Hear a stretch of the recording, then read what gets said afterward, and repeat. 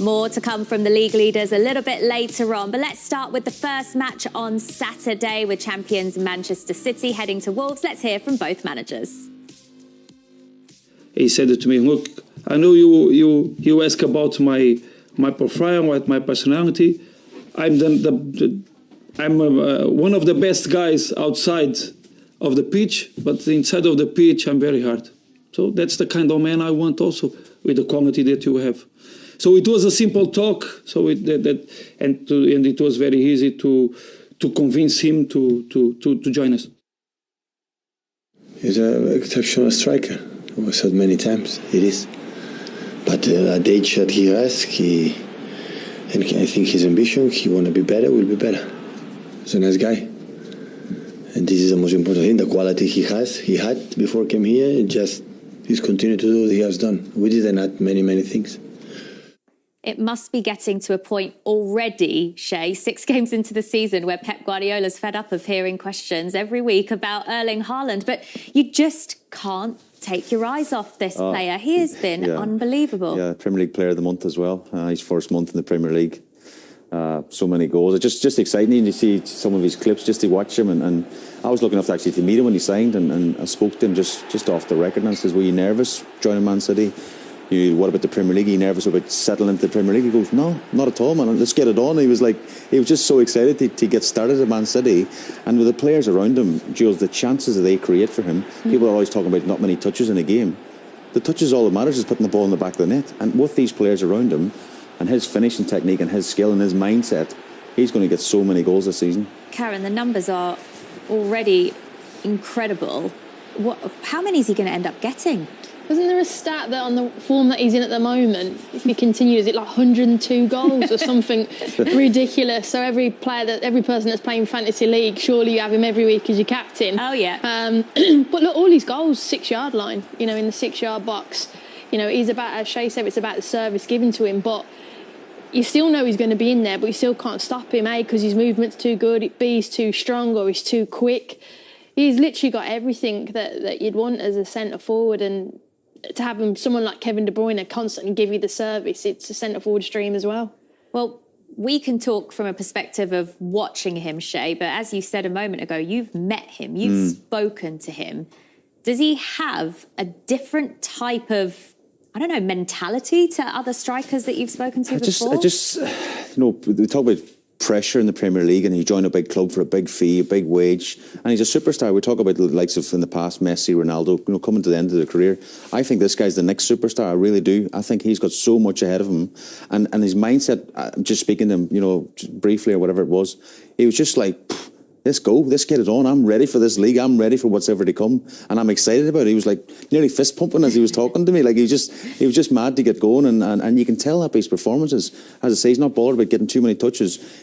As you say, Karen, most of his goals in the 6-yard box. He knows if he gets in them positions, then players will find him, and he's had an unbelievable start. It's frightening for defences. So how goalies, I'm sure. I know, yeah. Glad I'm retired now. How can Wolves even try to contain him or stop him? Well, to be fair, whenever anyone mentions Wolves, they don't concede many, but they don't score many either. So I think for them, it's just continue what they have done. But it is a case of you hope he has a bad day. I think that's what we say. Please have one. But, defensively, Bruno Lage usually has them very well organised, and they usually are difficult to beat. But, you try and stop Haaland, then, as I said, Kevin De Bruyne, it's stopping so many of the Manchester City players. It's not just one. Yeah, the only team that have stopped Erling Haaland scoring this season, Bournemouth. Of all teams, you wouldn't expect it to be a side like that. So it obviously can be done, Shay. Maybe every team needs to watch what Bournemouth did. Possibly, but then they've scored from other positions, as Karen says. People get attracted by this superstar, Erling Haaland, 6'4", 6'5". He attracts players. And what happens? Midfielders arriving into the box, so much space for other players. He didn't score that day, but he still contributed. I think it was an assist. I think Foden should have laid him in as well. Would have tapped him from 6 yards, didn't. But he just, people get attracted to him because he's such a great player. They have to close him down, and then other players are free in the box, and it's. They didn't score, but he created some problems for Bournemouth that day as well. Yeah. So, Karen, you talked about Wolves and their struggles in front of goal. Well, I wonder whether we may see a start for their new signing, Diego Costa, who's back in the Premier League this time for Wolves. And this was his announcement video. Did you see this? I saw little bits on socials. Yeah, it was. I thought it was really good actually. It was very different, and as we said with socials and stuff like that, it's a great way to have impact. And I'm sure the Wolves fans will be hoping he has the same impact on the pitch as well off the pitch. Does it perfectly encapsulate the type of character that Diego Costa is, though, Shay? I love it, actually. Sometimes the social media teams of football get a bit carried away and you're an ex-player. Can you do this, Shay? Can you do that? No, we're not doing that. But what they asked you to do? Well, just some mad stuff hanging off the Tyne Bridge or something ridiculous. But anyway, like that's perfect for him, like, because you know what kind of player he is, his mindset. You know if he gets on tomorrow, he's going to ruffle the defences up. He's going to... I'm not saying he's going to go around biting people or kicking people, but he knows the dark arts of the game. He'll be elbowing people, and he just gets players' reaction. And of course, he's a great striker as well. He's a brilliant finisher. I always remember his time at Chelsea. What a brilliant player he was, and he was just a bit like Willian. Has he still got that spark? Has he still got the legs to get in the box and score goals? Well, he scored some brilliant goals for Chelsea, some really important ones as well, Karen. The question is, has he still got it? Well, he hasn't played much football over the last couple of seasons, but there's no question about it. When he's in the right areas, you don't need to run too much when you can finish like that. And as Shay said, it's about causing damage to defenders and being in areas and ruffling a few feathers. And I think Bruno Lage said to his Wolves side, we can't really put crosses into the box. Don't do it because you don't have someone in there. Well, now you do.